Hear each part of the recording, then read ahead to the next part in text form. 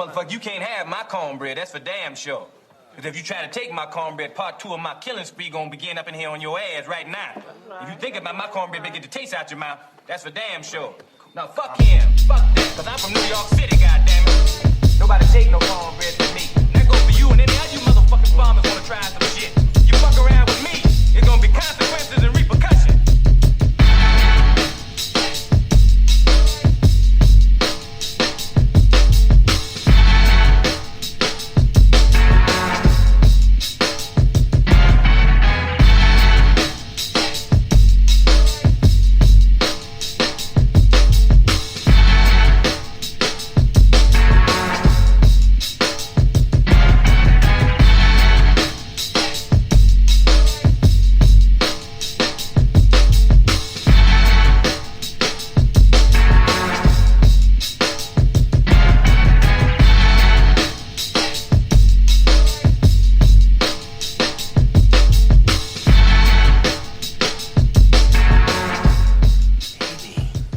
Haters gonna hate. And ain'ters gonna ain't. What up, what's good, family? Welcome to another episode of the Barbershop Sports Talk Podcast. It's Maestro Styles and Trey Fraser here in the house. Yes, sir. Shout out to all of our Facebook Live viewers. Make sure y'all tune in there. Don't forget to continue to follow us on our Facebook page. Also, follow us on our YouTube channel as well. Make sure you subscribe there. Also on Twitter, we're at Barbershop SPOR2, and you can find us on Instagram at Barbershop Sports Talk Podcast. What's going on, man? It's been one crazy week on my end. What's going on with you, bro? Never there, never down. Yeah, I hear you, man. Really excited about this show. We got the draft coming up 2 days from now. So we'll get into that, but I got to get into some basketball if there's nothing you wanted to start out with. No, man. I don't have to start out with it, but it's fresh on my mind. Mm-hmm. Okay, I'm here now. Fuck it. Did you know? So the show was good. We was doing pre-pro, whatever. And and Karl Malone is trending on Twitter. Do you know why? I do not know why. I'm gonna take a guess though, because it seems like, and it's funny you said that, because the last time I think I noticed that Karl Malone was trending was when the Last Dance documentary last year. And it got to that segment where they were talking about the Jazz and the Bulls, going at it in the finals. And then they talked about Karl Malone and how, I guess he got a 13-year-old pregnant when he first entered the league or something crazy like that. So I'm going to guess it has something to do with that. Not the Last Dance per se, but the whole rumor about him getting a 13-year-old pregnant. I'm going to assume that's what it is. Yeah, that's exactly what it is. I've never heard this until just now. Really? Never heard of this. Oh, wow. Yeah, they brought that up during the Last Dance last year. They brought up who? The actual ESPN brought it up? No, I'm talking about Twitter. Oh, on Twitter. Okay. When it was trending, that's what people were making mention of. I had no clue that he... So we don't know if this is true or not. I don't know if it's true. Some people have said this was the case. I haven't heard Karl Malone himself come out and confirm this. Of course, he wouldn't confirm that. Well, I'll say this: I haven't heard anybody ask him about it. Let's put it like that. No one. I haven't heard nobody ask him about it. Yeah. Oh my gosh, they said this dude had sex. He was 20. He impregnated a 13-year-old. The child is obviously grown by now. I didn't really get to find, a story covering it yet. And by the time I really got to trying to dig for it, we was ready to start rolling. But yeah, yuck. Yeah. Yeah, if it's true, of course, if it's true, and if it's true, why have we only talked about it on Twitter? why?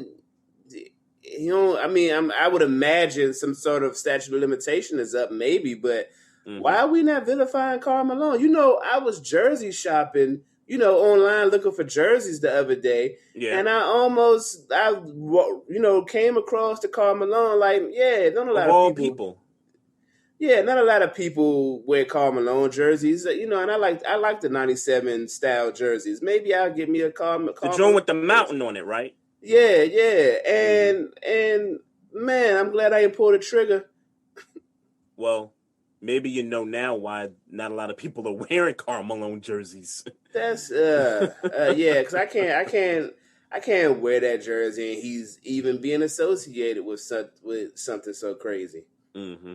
Yeah, I don't know if it's true or not. I've just heard it on several occasions. And even before the Last Dance documentary last year, there may have been mention of it, like through, tabloids and, stuff like that. But never have I heard ESPN bring it up. Never had I heard Fox or anybody else or any of these networks bring it up. I've just always heard it through social media. And who knows? Who knows? Maybe Twitter or somebody on there has like an article or something that maybe talks about it, or an article from a reliable source that maybe digs, deeper into that. Yuck. But yeah, if it's true, then yeah, that's nasty. And yeah, you kind of wonder of all these years, and now because I mean, Karl Malone, like, we don't know what Karl Malone does. We don't know because we don't see him on social media. I mean, he retired one day after, joining the Lakers that one year, and then we just kind of never heard from him again. Yeah, I tell you what, that I hate to be the dude that's drawing inferences and stereotyping, but that his whole look on the Last Dance documentary, like I'm looking at that look differently now. Like, because remember, he declined to do an interview for it, if you remember. Yeah. Okay. So, but he was seen somewhere during that series, not on the series. I'm sorry. So I get what you're saying. I'm saying on the series. He wasn't on the series. Yeah, but he wasn't seen on the series. He did some type of an interview or something, and he had like the loggerman, I don't know, the Paul Bunyan type shirt on. Okay. And he had I can't recall where. That might have been pre-recorded maybe years ago, because I do recall seeing something like that maybe 10, 12 years ago. So I think they took a clip of that and inserted it into the documentary. He didn't do an actual spot. Well, that look, I still look at that look differently right now. Knowing these. Of course. That I don't know. That looks funky to me. That looks funky to me. Yeah, that's terrible. That's terrible if that's what went down. I hope he didn't do it. Let me just say that. I hope he didn't impregnate a 13-year-old child. Because we should be talking about him in this, just like we talked about the white dude who impregnated or married his stepdaughter or whatever, and like grew her up and married her. Who was the actor, director? Woody Allen. What is it? Woody Allen? Yeah, it's Woody Allen. Yeah, it's Woody Allen. Yeah, so we should be talking about him.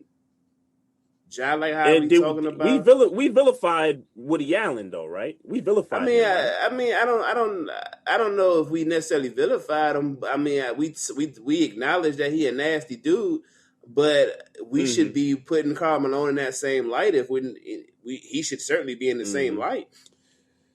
Yeah, I think people's minds have been made up, based on what I see on Twitter whenever they mention Karl Malone, that this is a nasty dude. I don't want to talk about him. Hope he didn't do these things. But I'm just not.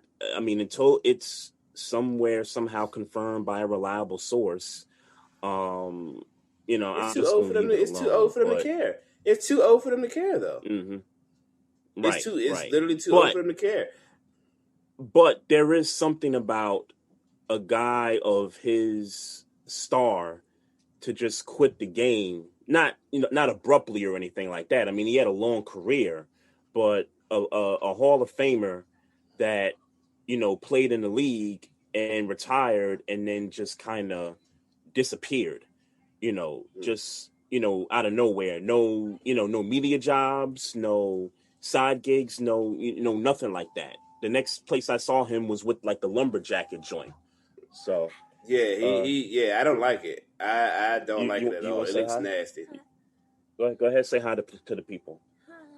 Okay, all right. You can go ahead and head back downstairs. Okay. Daddy, can I have some mac and cheese? Mac and cheese. Why don't you ask your mother for mac and cheese? Can I have some?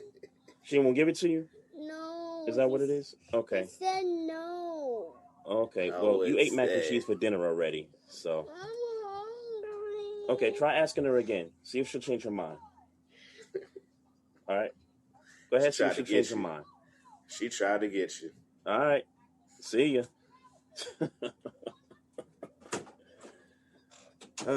She My tried daughter, to get people. you, bro. My daughter. She tried to get you, bro. Nah, she tried to. That's parent versus parent 101 right there. Yeah. It's all good though. Yeah, but getting back to Karl Malone, yeah, man, I don't. Let me say this: I'll do my proper internet research and try to come up with some type of conclusion on my own. But now is he trending right this second, or was he trending just maybe a while ago? I literally pulled up Twitter to just like I do any other day. Let me see if he's still trending. Don't look like he's still trending. Maybe he was trending earlier today or something. But yeah, he's still trending. He's still trending on my there end. you go. Yep. So I mean, ain't no need to go through all of it. The point is that he was trending today for whatever reason, and I guess that's the interesting part. Like, why? Why is he trending? Yeah, why is he trending? Because I know why he was trending last year because of the documentary. The only thing I saw that was sports related was I was scrolling was Skip Bayless said that Karl Malone is better than Steph Curry, which I don't agree with, but whatever. Okay. Yeah, it's funny. So every time you see a name trend, there's actual tweets about, hey, why is this guy trending? Like it's like everybody's questioning why is this person trending, but Mark Lamont Hill, he says Karl Malone is trending. I don't know why, but he's human garbage.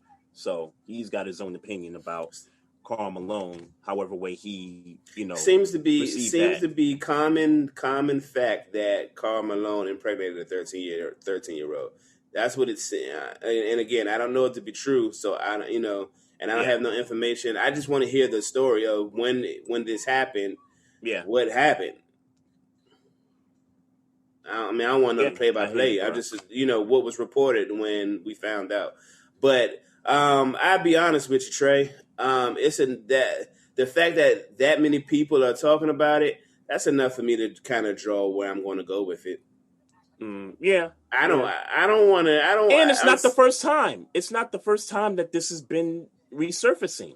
It's resurfaced again for whatever reason. You said Skip said he's better than Steph Curry or some crazy ass stuff like that. But yeah, if it resurfaces this much, then something's up. Something's up. I can't see me speaking about Karl Malone no more. If Mark Lamont Hill says that, then yeah, something's up. I don't know that nigga. I'm just, yeah. If Mark Lamont Hill said that, then yeah, something's up. So you think he impregnated a 13-year-old? I'm leaning towards that way. Yuck. I'm sorry. I'm sorry.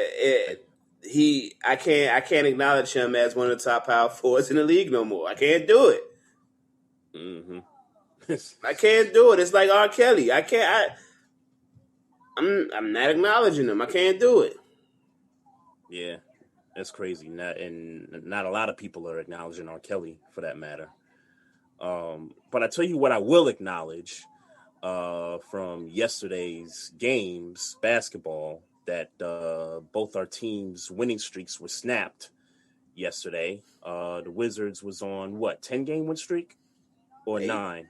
8 8. game? Okay. And so 8 games before y'all went down to the Spurs in what, overtime, right? In overtime, yeah. Yep. And then the Knicks last night were on a 9-game win streak, and we were up by like 15 points in the first quarter, and then we just kind of lost that lead like late in the third and going into the fourth quarter, and Chris Paul just, did Chris Paul things, take over a game, knock down shots, consecutive possessions, and that was pretty much it there. But so the Knicks right now, they still sitting pretty at, the number 4 seed in the East. The Wizards are sitting at the number 10 spot all by themselves, I think. So how many games? So how many games is left? Like 13, 12, 13 games left? I don't know. But let me get into if I may. I don't know, but what you've been taking from the Knicks, but I could tell you,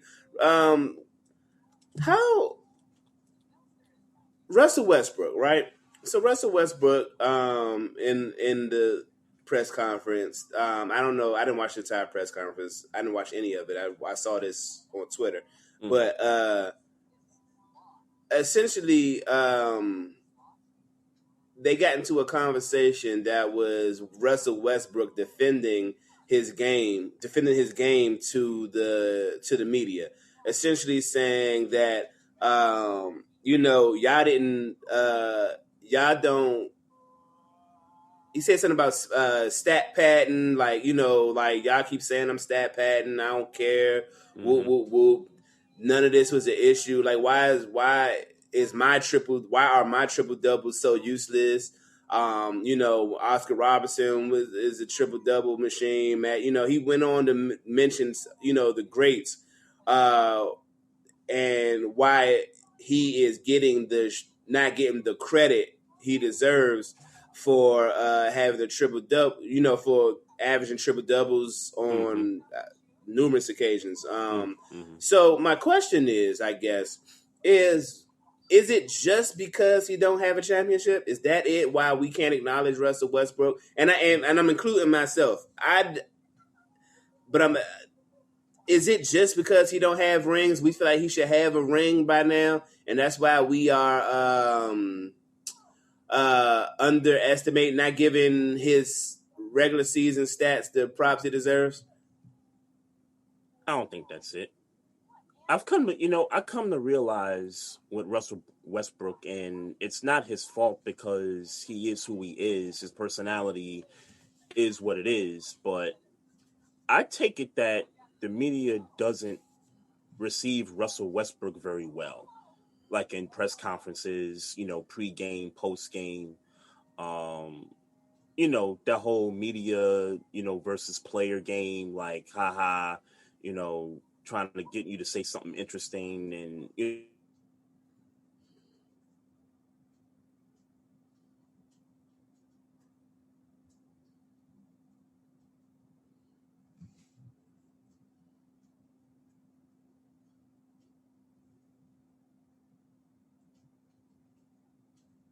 Yeah. he doesn't be trying to about, like he doesn't engage in that. Russell Westbrook, that's been him since day one. So I'll be honest with you. I don't think it's just that he doesn't have a chip. I just think that personality-wise, I don't think he's received very well by the media. Okay, you phased out, and I could tell you said a lot.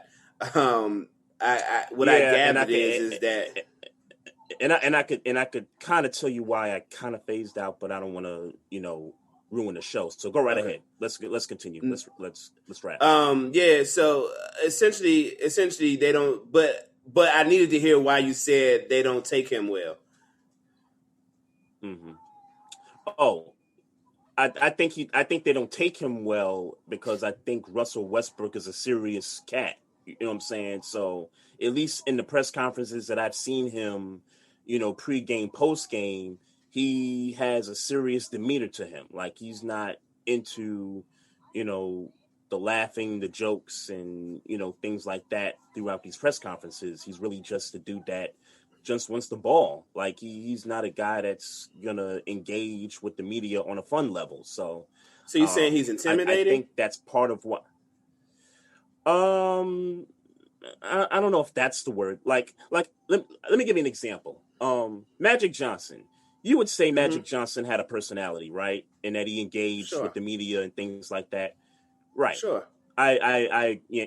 And I agree with the same thing.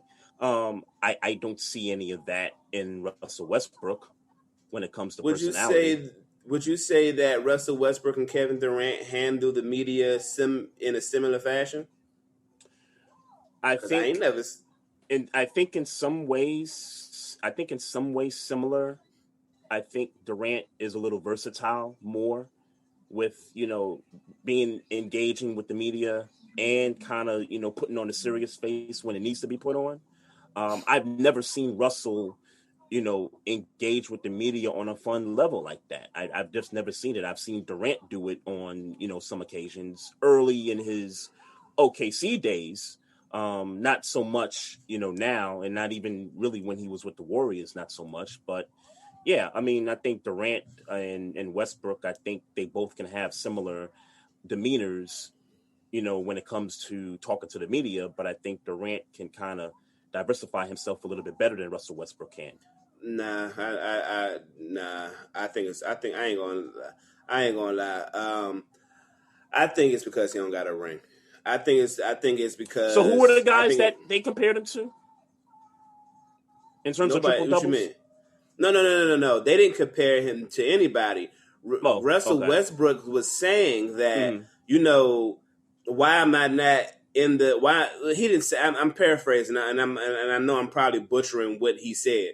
But what I took from it was why he's saying, why am I not considered as, up there with the Magic Johnsons, with the Oscar Robertsons when I perform on the court in a similar fashion? The stats suggest that I'm as good as them. I'm that dude. I'm really that nice. I mean, there's an argument. I don't even think there's an argument. Russell Westbrook is the most athletic point, and we've heard it say it all the time.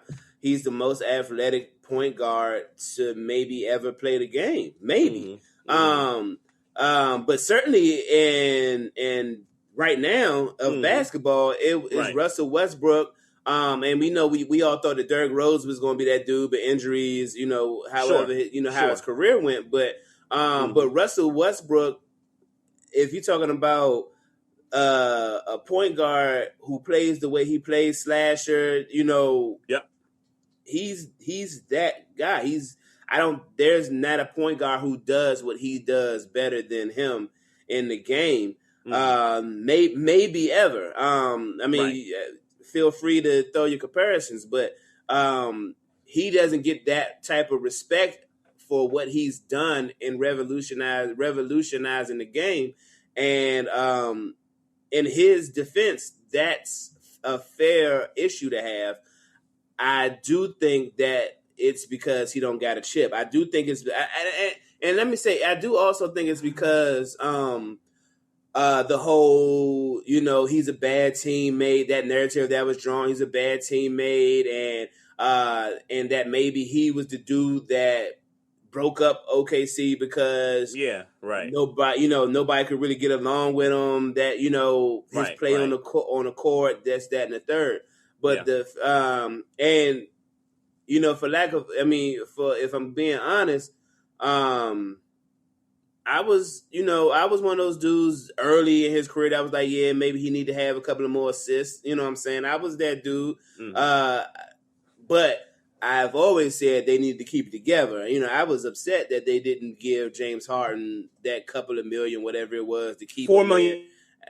Yeah, I was upset. Yeah, I was upset that they didn't find a way to make that happen. And because in my mind, especially looking back, that was the Warriors before the Warriors came to be. They drafted Russell Westbrook, James Harden, Kevin Durant and Serge Ibaka. They drafted those dudes, and essentially couldn't keep them together for $4 million because of $4 million. Right. Yeah.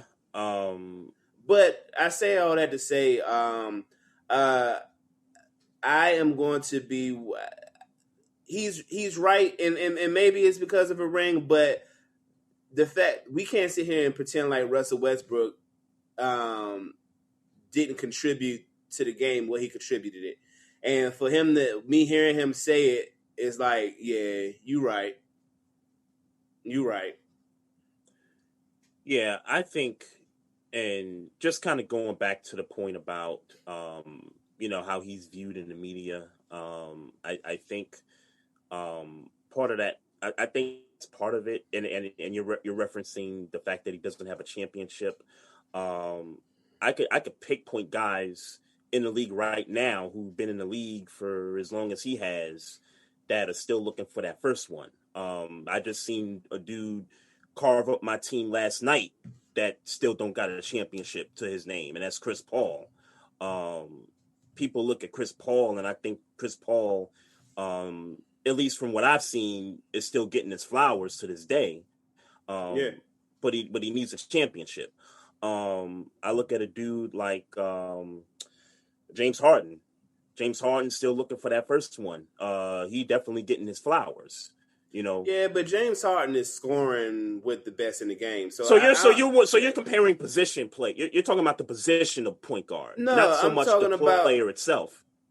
No, I'm not, the reason why I'm not going to Chris Paul for this conversation. In my opinion, Chris Paul is a better person to compare this, in this conversation, because James Harden scores the basket better than, it's probably Durant and Harden. Mm-hmm.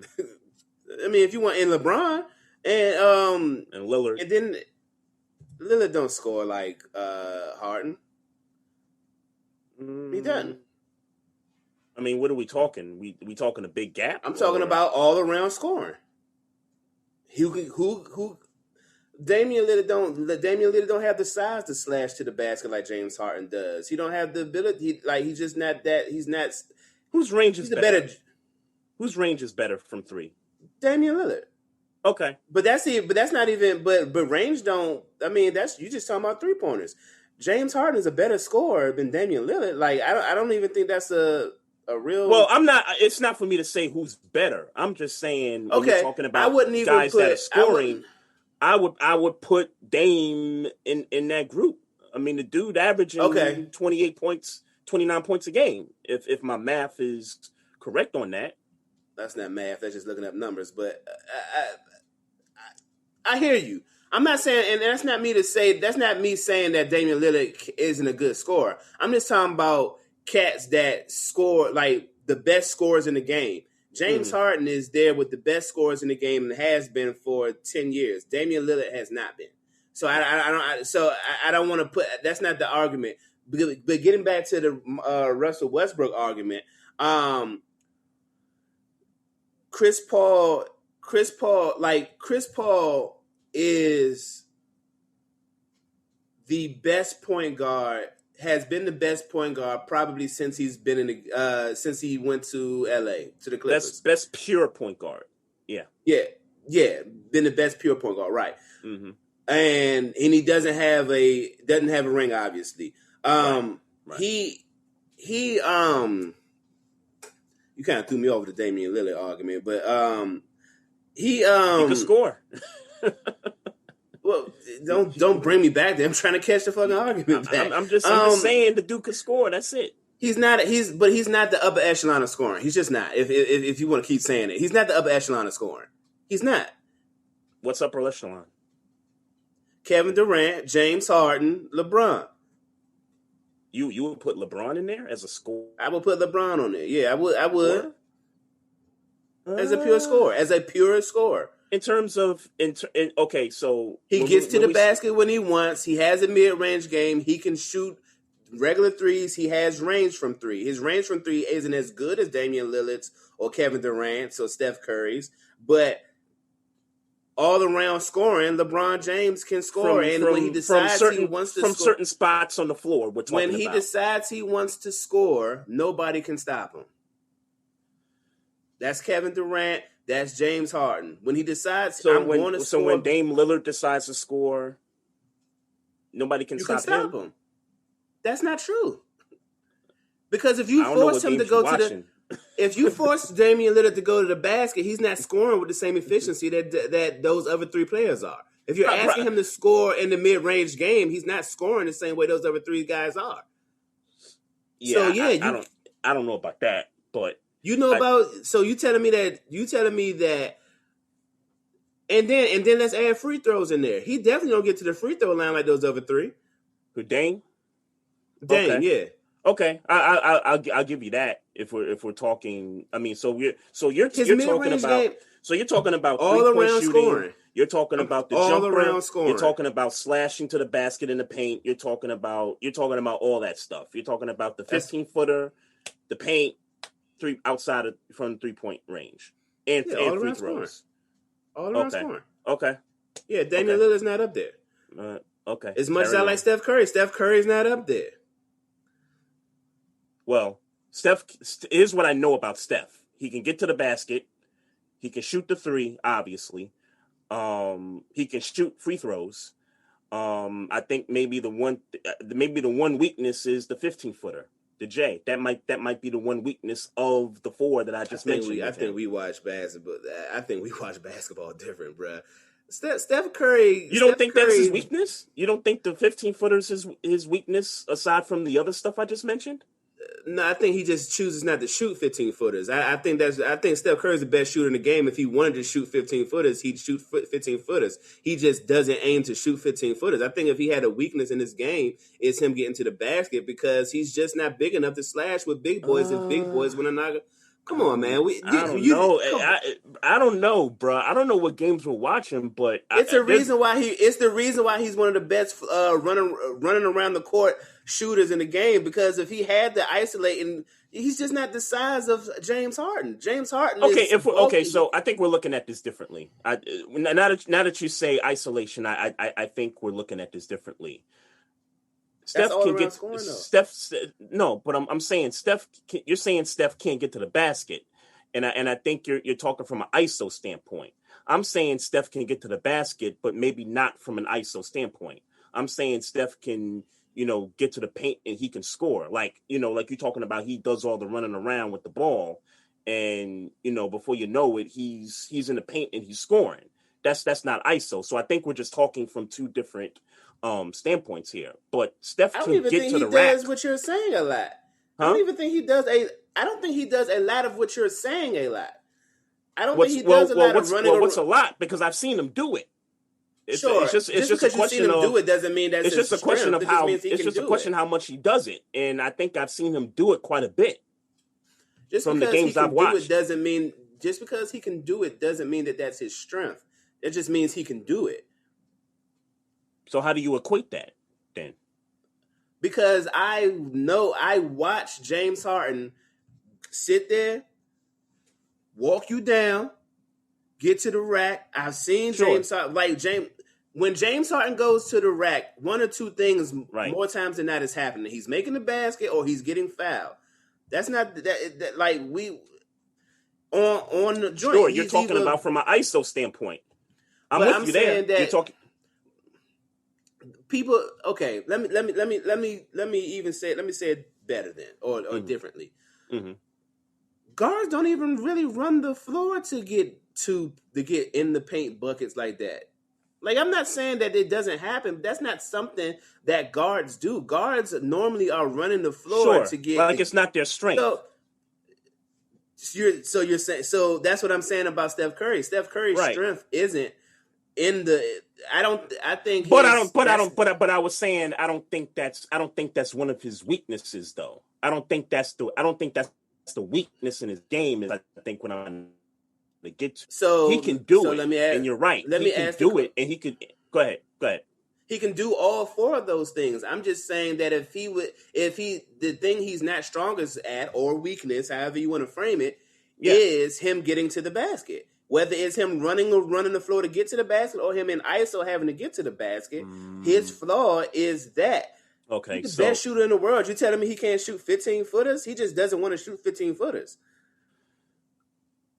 Okay, so, I guess I'm confused then, because just because one person does one thing more than the other doesn't necessarily mean that he's weak at the thing that he does more than the other. But it's a reason why Steph Curry doesn't do it. It's a reason why he won't go to the rack off the ISO. If you play a little bit of ball off the ISO, I agree with you there. You're saying off the ISO. There's a reason why he won't do. There's a reason why he won't. I'm saying, but there's also. I'm saying that he gets to the basket when he's dribbling, running around the court, and just when you think he's about to dish it to somebody, or you think he's going to go right back to the 3-point line, he'll fool you and just get right to the paint, and he'll score right underneath you. Yeah, he's done that before. But if you're asking me, he's done that a lot. If you're asking me what he's better at, the 15-footer or doing what you just said, 15-footer. The 15. He's the best shooter in the game. Yeah, no, I understand that.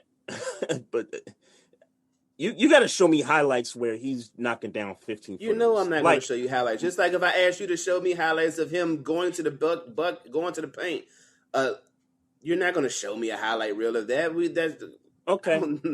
Well, then disagree. Look, well, then, yeah, I guess we're going to have to agree to disagree here, sir. Because based on the games that I've watched, based on the number of Warriors games that I've watched in the last few years, I've seen him get to the paint and score more than I've seen him shoot 15-footers.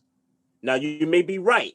Maybe he doesn't want to shoot the 15-footer all that much. Maybe he, and you're right about the whole ISO situation. He's never going to, score in the paint from an ISO situation. He's never going to do that. But it's the same, right? But what I was trying to say is the reason why he won't do it in ISO and the reason why he won't do it and he don't want to do it in cuts if he don't have to is because he's going to get knocked. He's going to get beat up in the paint.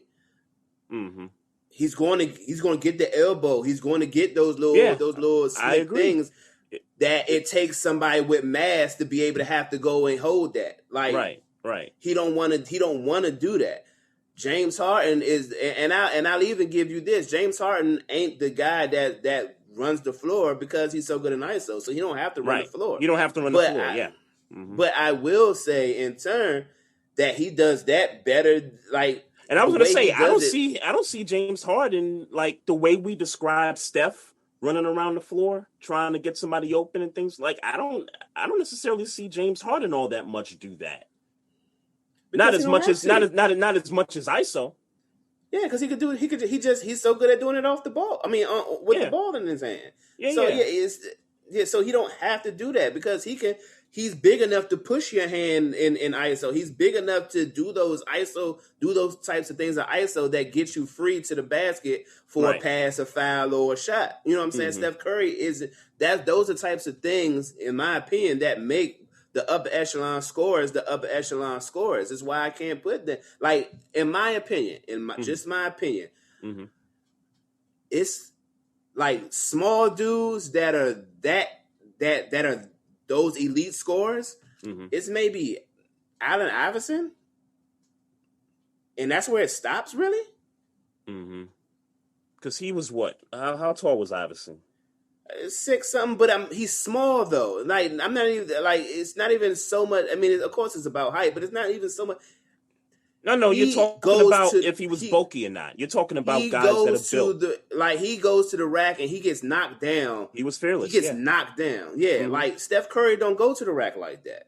Yeah, no, like, not off of ISO situations. Not even all but AI did it off the ball as well, though. Is what I'm saying. Right now, obviously, Steph Curry got a better jumper. Like, obviously, I don't mean to bring. My point is that there's an upper echelon of scorers, and in my opinion, that's LeBron, that's KD, that's James Harden.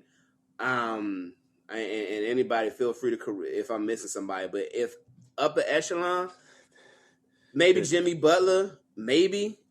I don't know if I put Jimmy Butler in that group. I'm still right. That's what I said. About, but if you're talking about upper echelon, I'm not even sure LeBron belongs in terms who's of stopping LeBron? Like, be real. Who's really stopping LeBron when he says I'm doing what I want to do besides himself? Yeah, but you can say that about any player. You can say that about James Harden. You can say that about James Harden, right? But that's why James Harden is in the upper echelon of scoring. Right. So I'm saying if you really wanted to stop. If you really want to stop Steph Curry, you can stop him. If you really want to stop Damian Lillard, you can stop him. Within your scheme, you can really stop him. There's things you could do that you could really stop him. We've seen Steph Curry be bad in finals, in series or games, or we've seen him be stopped. Yeah. I mean, if Damian Lillard is so bad, so categorize bad for me because I think about which finals was it? The finals that Cleveland won. That the finals that the Cavs won in those last 3-4 minutes of that game 7. Yeah, Steph was bad down the stretch. Now, I categorize that as bad because his shooting was off. So if you're telling me that was a way to stop Steph because he, down the stretch of that particular game, he was he wasn't knocking down shots. I've seen LeBron, and I'm just talking from the 3-point line. I'm not just talking about all around game, but I've seen LeBron go through a slump where the dude's just trying to knock down threes, and he'll go 0 for 4, 0 for 5. But that's the thing about. But that's what I'm saying. Mm-hmm. LeBron chose to shoot threes. If LeBron said, "All right, I know the defense is giving me the 3, but I need to get to the rack." Sure. Nobody's stopping him. Sure. If Steph Curry, and that's the thing about, obviously that's the thing about 3-pointers, and I get we're talking about the best shooter in NBA history. Mm-hmm. If it's not falling, it's not falling. Right. If Steph falling, Curry's jumpers not falling. is right. If his jumper's not falling from 3, it's not falling. Mm-hmm. He can't change up and just start going to the basket because he gonna start getting knocked around, and he don't want to do that. Yeah, he won't go to the basket from an ISO point. He won't do that. I agree with you there. He'll steal buckets off of cuts. I get that. That's what I'm trying to get to. That's all I was trying to get to. Right, but I never denied that. I'm just saying my argument with you as far as Steph Curry is that he's not better at those cuts getting to the basket than he is shooting 15-footers. I just don't agree with that. Yeah. Okay. Yeah, we just gonna have to. We just gonna have to. 5 minutes ago, but getting to the who was we talking about? Who the hell was we talking about? We was talking about Russell Westbrook. We was talking about Russell Westbrook. And you think he's not getting the respect because he doesn't have a ring. And I don't remember. Yeah. I was saying I don't think he's getting the respect because I think the media doesn't like his personality. I think that's part of where I don't that remember comes what my from. point was. We can move on. I don't remember. No, because you were saying how Kevin Durant sort of has the same personality with the media and stuff, and I was slightly agreeing and slightly disagreeing in the sense that I think Durant can change it up when it comes to the media. I haven't seen Westbrook do that within the media. So, but the major difference between that is Kevin Durant got a ring. So I still don't really. We can move on. I don't remember. I ain't gonna say it. You can move on. No, I just told you. It's okay. But that wasn't because we wasn't. That was part of it, but we got deeper because we was talking about my comparison between Chris Paul and Russell Westbrook, and that's then right. You kept saying something about Damian Lillard. That's why I was saying. So to the Chris Paul point, though, he doesn't have. Trying to rehash it. I don't remember my point. Huh? We could nothing. Go ahead. No, I was just saying to the Chris Paul point. I agree with you. I think that's a better comparison to Russell Westbrook if we're trying to distinguish why we think Westbrook doesn't get the love that he deserved. Does Chris Paul get the love he deserves?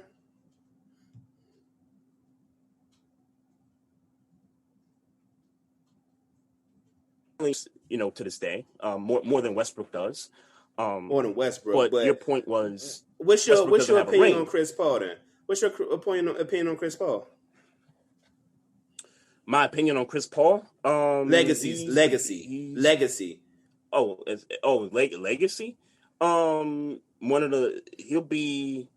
probably be a top 5 point guard in the NBA's history. I think when it's all said and done, top 5 in NBA history. What's your legacy on Russell Westbrook? Russell Westbrook, the dude is going to the Hall of Fame, like first ballot. But I'm just talking about their game. That. I'm talking about their games, though. But in terms of their game, in the echelon of point guards, he'll be up there with the greats. I think at the end of the day, though, you get judged on rings. You get judged on that, and I think that if you're talking about a top 5 category amongst point guards in the league's history, I don't know that he'll crack that top 5, and I think it'll be because of the ring situation. So a dude that damn near averages a triple double, multiple years, doesn't get a top 5 point guard nod, but Chris Paul, who doesn't sniff, I don't think ever sniffs 9-10 rebounds a game, gets top point guard nods. Yeah, the media loves Chris Paul more than they love Russell Westbrook. Why they who? And it's silly. And it's silly. If you're asking me or telling me that's silly, then I agree. It's silly. But I don't know why why do you say the media loves Chris Paul? Why? Because I don't know that they love him. Let me say it this way. Or let me say it this way. I think Chris Paul interacts with the media better to the media's liking than Russell Westbrook does. Okay. I'll categorize it that way. So essentially, it sounds like you're saying that is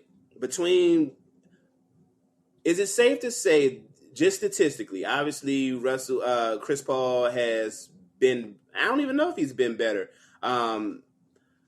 Statistically, Russell Westbrook has been a better basketball player than Chris Paul. Statistically, and I'm only talking stats. I think physically, and I think physically he's been better. Obviously, Chris Paul has led teams in a better fashion.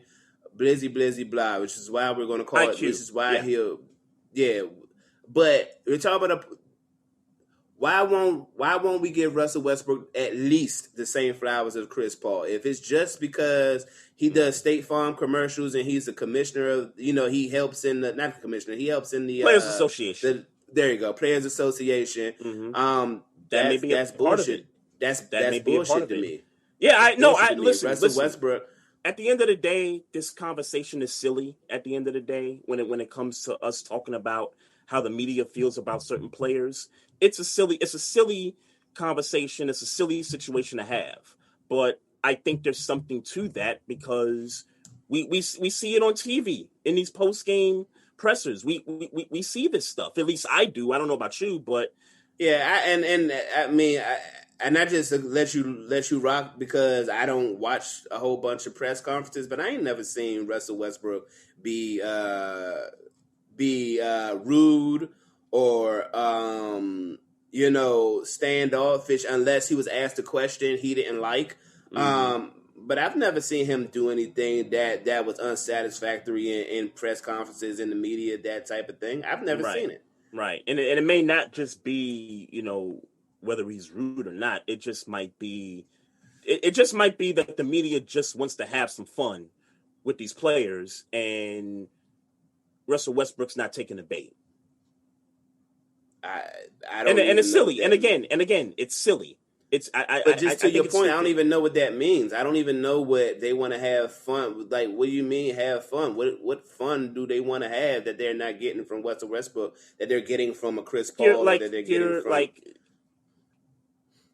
you're the media's favorite. Like you like Russell Westbrook, doesn't say stuff that gets you on Sports Center often per se. Like you don't hear you know things that are funny or hilarious or things like that. You don't hear that often from Russell Westbrook in terms of just the I demeanor don't hear that and from the Chris Paul. personality, huh?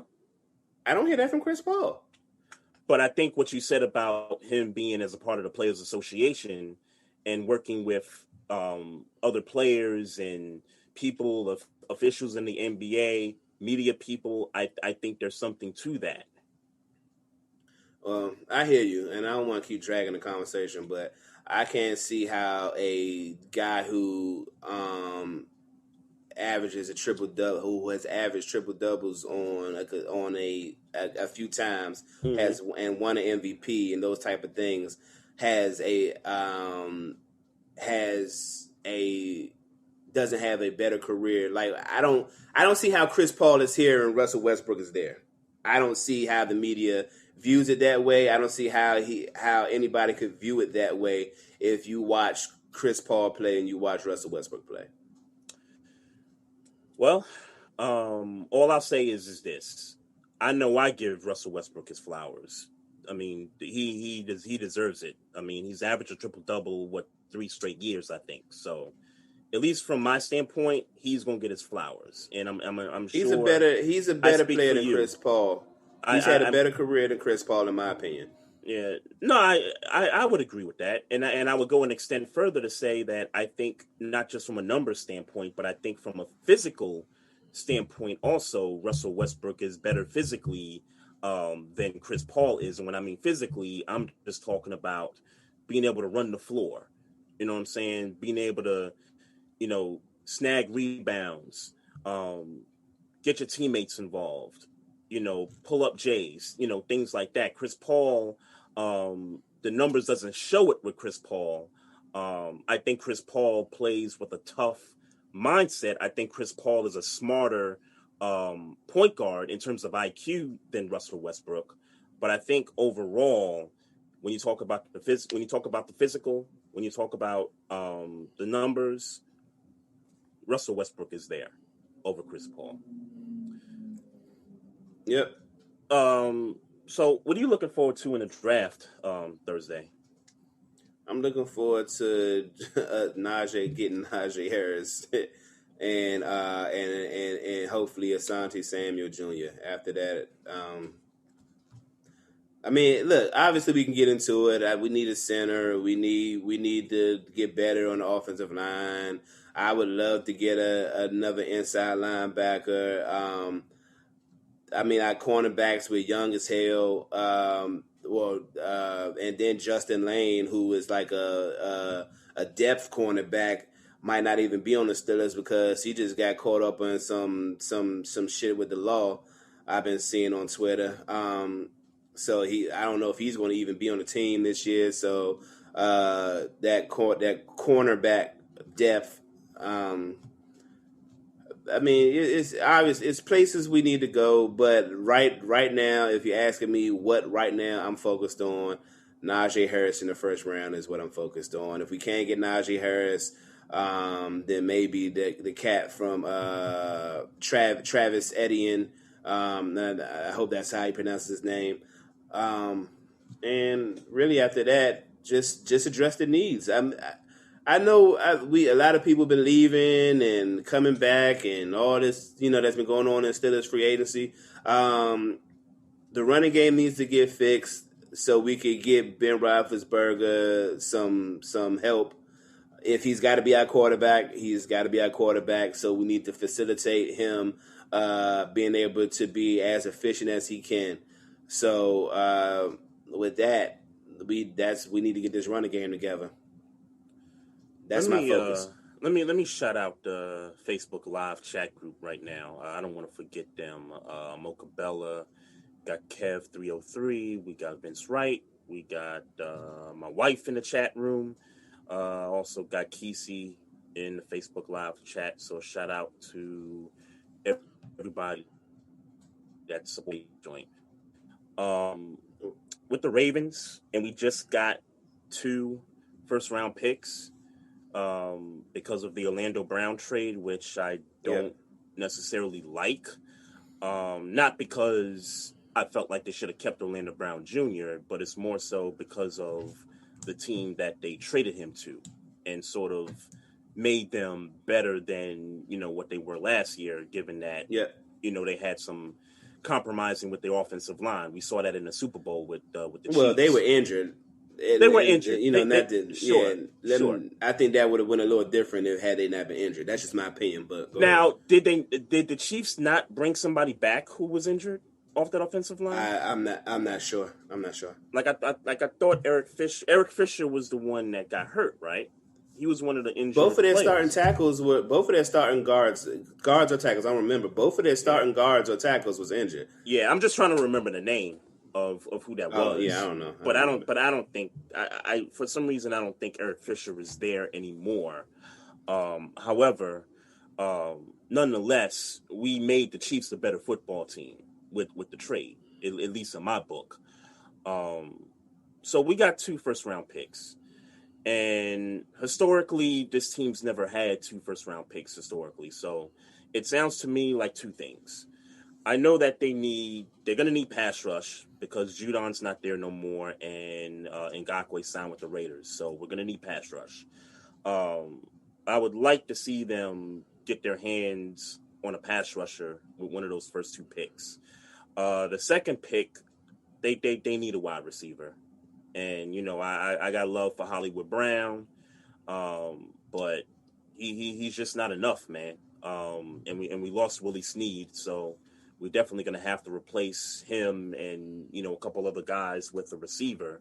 And I'm not going to praise Sammy Watkins. That pickup was just, a typical, veteran wide receiver pickup for the Ravens. That's typically what they do.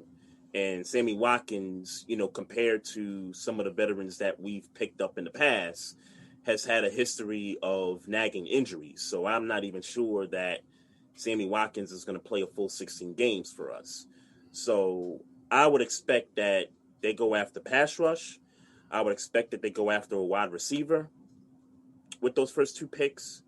And then we'll see what happens, the rest of the way. I think we got 9 picks total throughout the, throughout the draft. So, so that's sort of what I'm looking forward to. How they're gonna address. Anybody you looking at in particular for pass rush or wide receiver?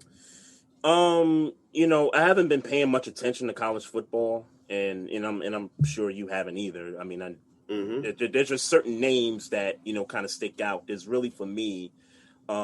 There's really no names that really stick out.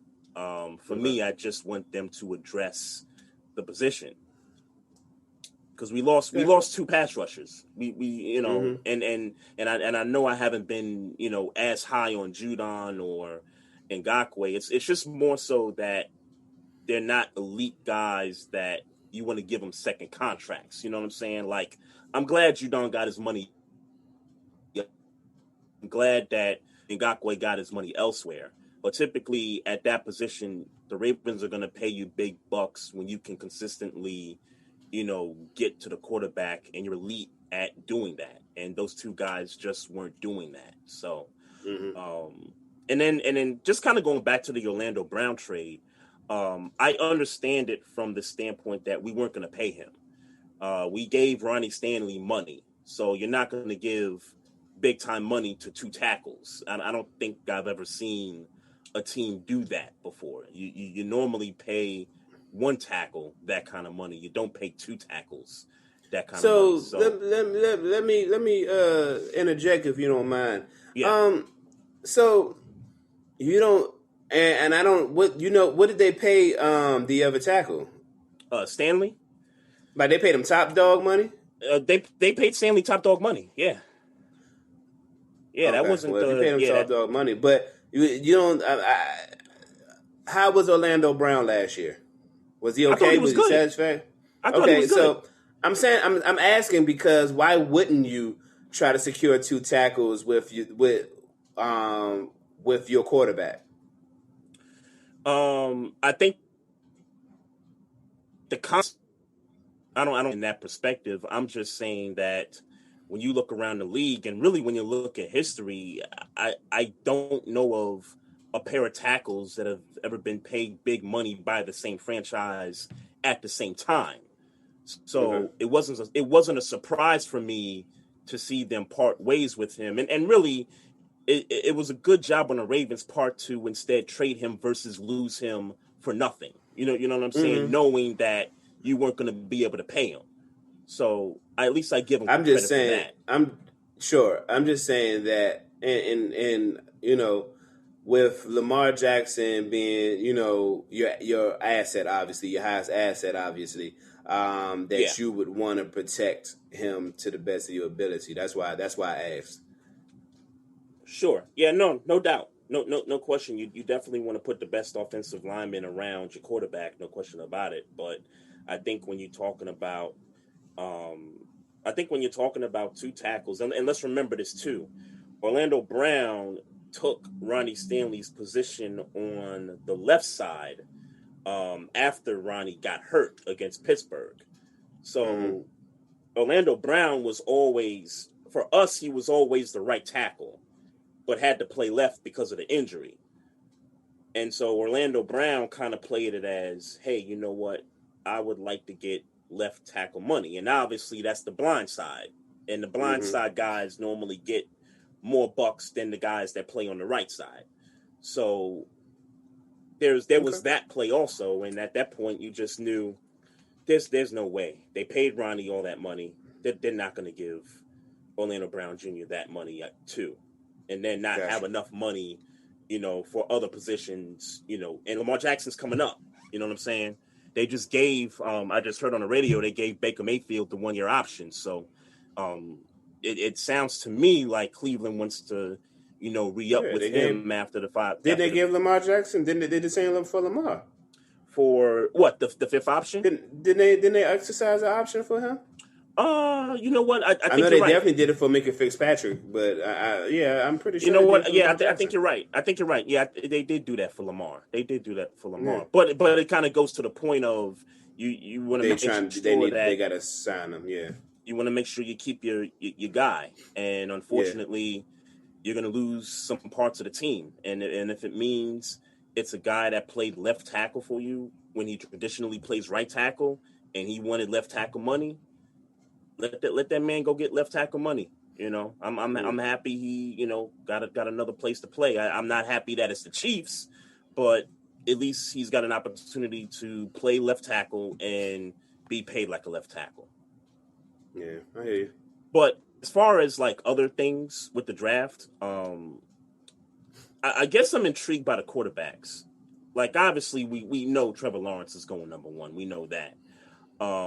But I keep hearing this thing about Justin Fields dropping down in the draft. Yeah, they've been talking about that for a minute. Right. They've been talking about it for a while. I don't remember who it was. So I think it was Chris Sims that put out his mock draft earlier this morning. And he had Fields going number 32 to the Bucks. And I know, and I get it's a mock draft, and I know these guys got to put something out just to get, content and stuff like that. But I would be shocked if he fell all the way down to number 32. That's just my opinion. I can't remember. Don't ask me to remember these other quarterbacks' names that they have been putting above him. Mac Jones, Trask, Trey Lance, Mac Jones. Zach Wilson. I wouldn't be surprised. Zach Wilson was the first guy I was thinking about. Yeah. But I wouldn't be surprised, bro. I mean, look, we seen this movie before. I mean, the last person that was Lamar Jackson. Yeah, he was treated like that, and you seen what happened. So I mean, it don't surprise me. The NFL don't really. They want their white boys up there. They want them white quarterbacks up there. Yeah, they want guys that they believe. They're white people. Yeah, you're right. They want. Yeah, they want their white even quarterbacks. That's really all that they'll is. say they want. It's more they want pure passers, but yeah, I mean, you ain't lying. It's bullshit. Yeah. These But he'll get drafted. We're clear. We're clear that he'll be drafted somewhere. Of course, he'll get drafted. First round. He'll get drafted. And I guess that affects money depending on his draft placement would affect money, him getting his highest potential of money. But I trust that he'll be fine.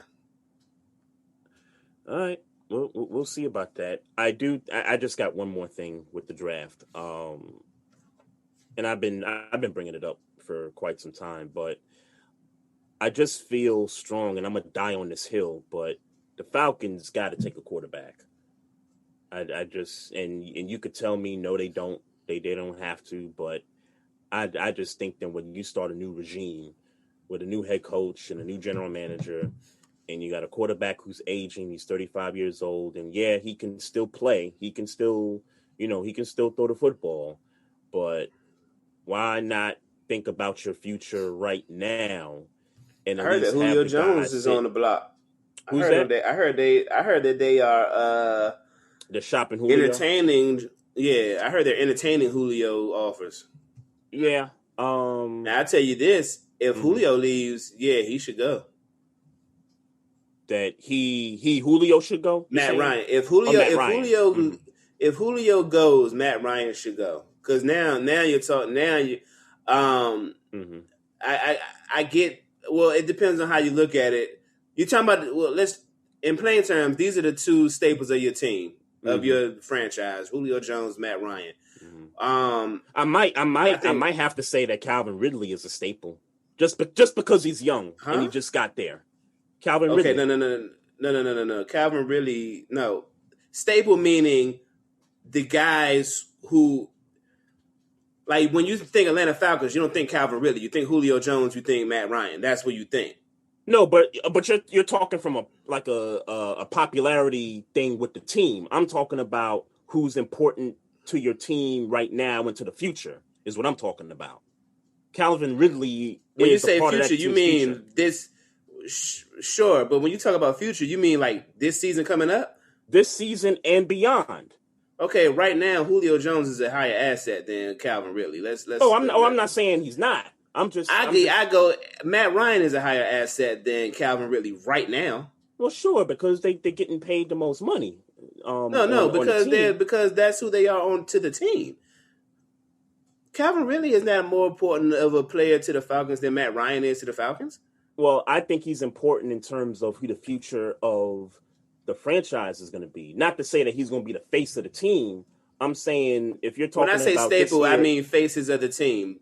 The Atlanta Falcons are based on... The Atlanta Falcons... Sure. That Matt Ryan and Julio Jones. That was when I say stable, that's what I mean. So if you let Julio go, you're signifying that, okay, maybe it's time to rebuild. Maybe it's time to retool this team. If you let Julio go ahead and let Matt Ryan go. If you're keeping Julio for whatever reason, you in my mind, you let Matt Ryan rock. Here's how I see that playing out. Let's say they do trade Julio Jones, right? I still see Matt Ryan on this team for this season. I don't know that anybody's going to, trade for that contract. Not that they don't need a quarterback. Not that other teams don't need a quarterback. But I just think with the money and the cap and, he's got the Falcons kind of, glued to that. I don't see him going anywhere, whether Julio stays or not, for just this season alone. Now, well, let's be clear. Wherever Matt Ryan goes next, I don't think he's a starter. You don't think so? Wherever he goes next, meaning when... Like his next stop? Yeah, I don't think he's a starter. Really? No. Huh. That's interesting. I mean, I wouldn't be surprised at that, but if you're asking me on his next stop, does he get a starting job? I would have to lean more so yes than no, just based on performance. Just based on performance, I don't think it His warrants performance him. in the past 2 years? His performance, yeah, I guess you could, because I was just going to go back maybe back to the Super Bowl year, but yeah, I mean that includes the last 2 years, and it Okay. hasn't been good, but I don't That's what I was think about to it's the say. I don't think it's. Let me put it this way: the Falcons being as bad as they were last year, I don't think Matt Ryan was at fault, nor do I think he was the number one reason why the Falcons were what they were last year. I do think they definitely got issues on the defensive side of the ball. I mean, you could point there and start there. I think they had issues with coaching strategies and things like that. I think you can point there. I think Matt Ryan, if you're talking about blame for a season going bad, he's probably like maybe third or fourth down that list. How many teams do you think he could start? How many teams based on the roster the teams as they are right now? Right now, not including this draft. Right now. How many teams do you think he starts for? He can start for the Denver Broncos. He can start for the Washington football team. And hell, even though they got Andy Dalton, whack ass, he could start for the Chicago Bears over Andy Dalton in my book. So that's 3 teams right there. Carolina, because they're still not, committed to Sam Darnold. So you can't throw credit. I wouldn't. So you think they would bring in? I would eliminate Chicago because they just brought in Andy Dalton. I would eliminate Carolina because they just brought in. I wouldn't eliminate the football team because it's Ryan Fitzpatrick. But honestly, I would eliminate. Depending on how you feel about Drew Lock, I think I would eliminate Denver. I still think that they think Drew Lock is the answer. That they think that. Okay. Yeah. Okay. Yeah. So they wouldn't bring in Matt Ryan for $15 million because they got a dude that they think right. And realistically, with the money he's making, he's not being traded anywhere. We're really talking about after this coming season, if he goes somewhere else and has a chance to start. I think that's where you really got to evaluate how many teams can he start for. And I think at that point, and I think what at makes that you point, so certain? What makes you so certain? And I'm not saying I disagree with you. I'm just asking what makes you so certain that Matt Ryan is a starting quarterback. Like he doesn't get cut, or he doesn't get released, or he doesn't get put on the trading block. Oh, I think they'll either trade him or he will get cut, because I do think that year. That after this season, after this coming season. Oh, no. Okay, that's where that's what we're missing. I'm talking about this season. Oh, I'm talking about 2021. Oh well, no. Then no. But I was talking about after this coming season, there will be more opportunity for them to either decide, do we want to keep him, do we want to trade him, or do we want to cut him? And I think if 2 of those 3 things happen, which would be releasing him or trading him, whoever that next team is, I think there'll be a couple of opportunities for him to start somewhere. Because again, but you do feel the Washington football team has Ryan Fitzpatrick. We don't know what direction they might go after this coming season. The Denver Broncos, depending on the player Drew Lock, and we have yet to really see Drew Lock, at his best, if there is such a thing. They might be someone that looks at Matt Ryan next offseason and says, hey, we need a quarterback. You know what I'm saying? We might look at the Chicago Bears. They might just say, hey, Andy Dalton, it's been nice knowing you, but we got to part ways. Yeah. Well, our narrative kind of changes because I thought you was talking about this season because you was saying that the Falcons need to draft a quarterback. If the Falcons need to draft a quarterback this draft, then obviously that doesn't mean Matt Ryan needs to leave, that he's leaving this year. That obviously doesn't mean that. But Right. if you draft, the quarterback, if they need to draft him this year, Right. Then and the rumors of Julio Jones being on the trading block or whatever. Right. New regime. Why can't there be a new quarterback right now? Yep. You're preaching everything I was saying earlier about. Right, but you're talking about next season. I'm saying why it can't happen this season if there's a new regime. There's a rumors of Julio Jones being put on because I don't think they can afford to cut Matt Ryan. If the option was to release him, I don't think they can afford to do that. That's why I say it can't happen this year. Because the number on the cap hit would be enormous for them to just release him. You know that for a fact. I know that for a fact. I know that for a fact. Okay, I don't know his numbers, and I know he's been in a contract for some years. Right, and I think he's got two. No, he's got this year, and then he's got 2 years after that. So if they cut him this year before the season starts, they would eat up like a whole. I wish lot I of was money. a fact check type of nigga. I don't know that to be true. I don't know that to be true. That's what I'll say. Yeah, because he's getting a lot of money on the back end of the deal, which means that when you get money on the back end of a deal, that means if a team decided to part ways with somebody, then the cap hit decreases as the years go by. Sure. So obviously this year, because let's be real, they would have cut Matt Ryan already. Let's keep it a buck. They would have been. What makes you so sure about that? Why cut him after the draft? That's the part that Oh, I thought you said why when they would have cut him a long time ago. I'm thinking you talking about like before, like last season or type. No. Okay.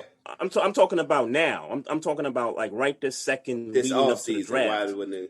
Right. Yeah. Like to me, they would have cut him by now if they thought they could have eat that money.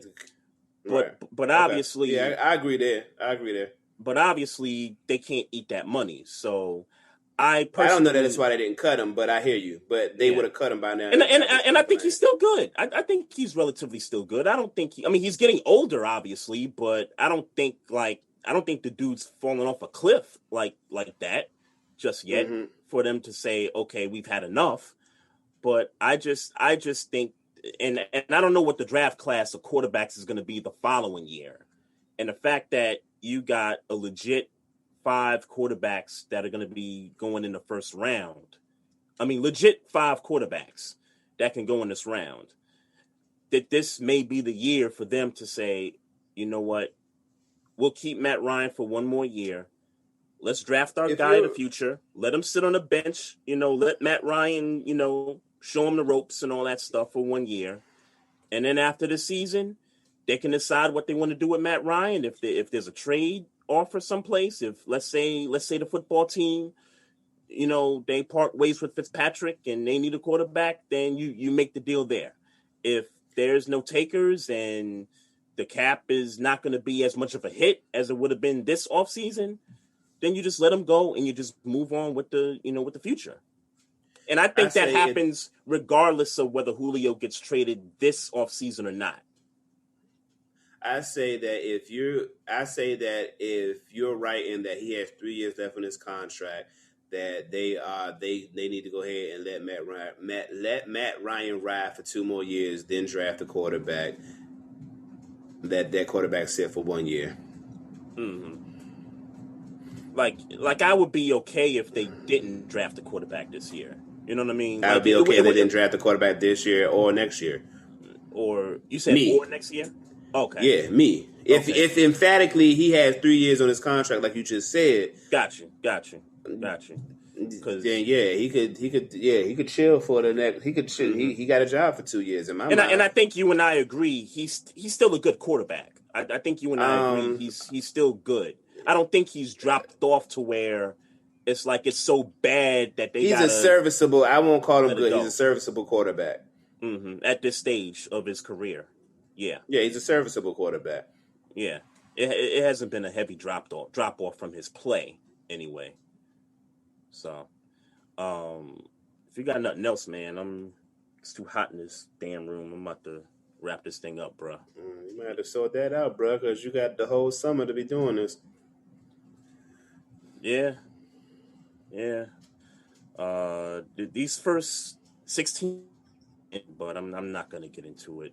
I'll rap about it with you after the stream here. But shout out to everybody in the chat, Facebook Live. Make sure y'all continue to follow the Facebook page. Also, make sure y'all subscribe to our YouTube channel, and also follow us on social media. We're on Instagram at Barbershop Sports Talk Podcast. Also on Twitter at Barbershop SPOR2. And if you guys got any questions or comments about the show, you can email us at barbershopsportstalk1@gmail.com. So that's it for the show. I'm Trey Fraser. That's Maestro Styles. If you got nothing to say, brother, let's get up on out of here, man. Love. No doubt. Y'all have a good week, and we'll see y'all next week. Peace.